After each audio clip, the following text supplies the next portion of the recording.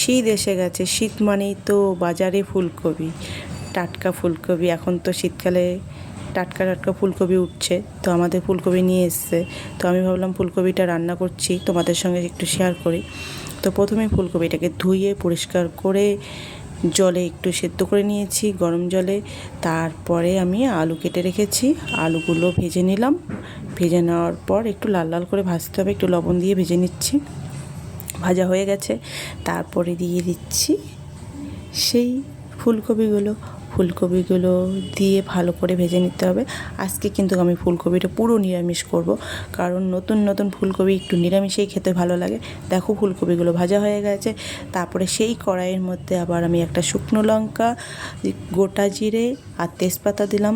দেওয়ার পর যে মশলাটা দিলাম সেইখানে আছে কাজু বাদাম, টমেটো আর আদা।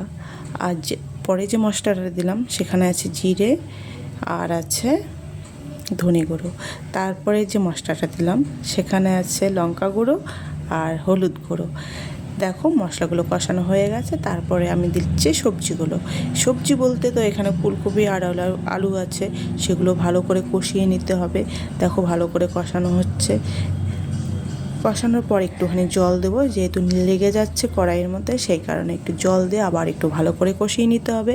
ফুলকপি কিন্তু নতুন নতুন শুধু নিরামিষও ভালো লাগে, মাছ দিয়েও ভালো লাগে, ডিম দিয়েও ভালো লাগে। এখন নতুন নতুন যা খাবে সেটাতেই ভালো লাগবে ফুলকপি। তারপরে দেখো আমি জল দিয়ে দিচ্ছি, যেহেতু কষানো হয়ে গেছে তাই আমি জল দিয়ে দিলাম। এখন সিদ্ধ হওয়ার পালা। আর তরকারিটা দিয়ে খুব সুন্দর একটা গন্ধ বেরোচ্ছে।